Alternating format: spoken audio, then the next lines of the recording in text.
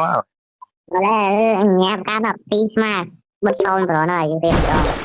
បិទសូនទៅបិទសូនអរគ្នាចាំមើលណាទៅសូនគេឬក៏សូនបញ្ញាបាទគ្នាយើងបាទហើយទឹកដៃបញ្ញាប៉ុណ្ណឹងដែរគេបិទសូនបាទវាមិនអាចទៅរួចទេហ្នឹងហើយវីដេអូនេះផ្ដើមតែមីធីម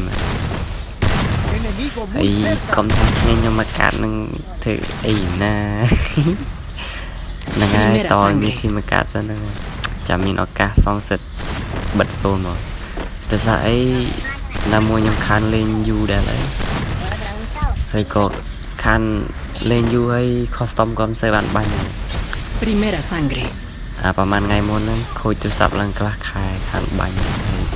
ក៏មិនសូវបានជាលេង custom អីចឹងទឹកដៃក៏វាធ្លាក់តាមហ្នឹងណា Asesinato doble វីដេអូនេះឲ្យមីធីមឌឺសិនចុះហ្នឹងហើយឌឺលក្ខណៈបែបឈឺចឹងនេះចាំមើលវីដេអូក្រោយអ្នកគ្នាបានមើលថាមីធីមទៅជាយ៉ាងណាហ្នឹងហើយមីធីមឈ្មោះបញ្ញាហ្នឹងហ្នឹងហើយវីដេអូនេះគិតបាញ់ក៏ថាគាត់ហ្នឹងហើយចាំមើលវីដេអូក្រោយ Primera sangre ចាំមើលវីដេអូក្រោយចាំមើលខ្ញុំបិទគាត់បានចាំមើលអ្នកគ្នាចាំទស្សនាហ្នឹងហើយ Asesinato doble វីដេអូនេះមានអីទេចាញ់គាត់ហ្នឹងហើយគិតបិទ4ហើយណាមួយទូរស័ព្ទខ្ញុំអាពេល record ហ្នឹងវារឿងក្តៅដល់តាក់ទៀតក៏មានចប់បដ ហើយកាតនេះគឺជាកាតចាញ់គាត់តែបើកាតក្រោយខ្ញុំមិនដឹងទេជិះមើលអ្នកគ្នាចាំមើលកាតក្រោយថាមីធីមខ្ញុំទៅជាយ៉ាងណាហ្នឹងហើយ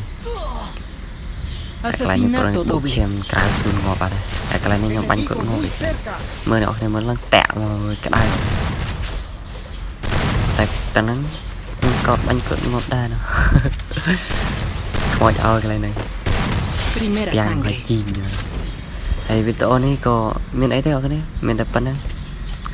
ចាញ់គាត់ហ្នឹងហើយមានតែឈ្នះគាត់អីណាចាញ់គាត់ចាំមើលកាតក្រោយមីធីមដឹងគ្នាចាំមើលហើយវីដេអូនេះក៏មានតែប៉ុណ្ណឹង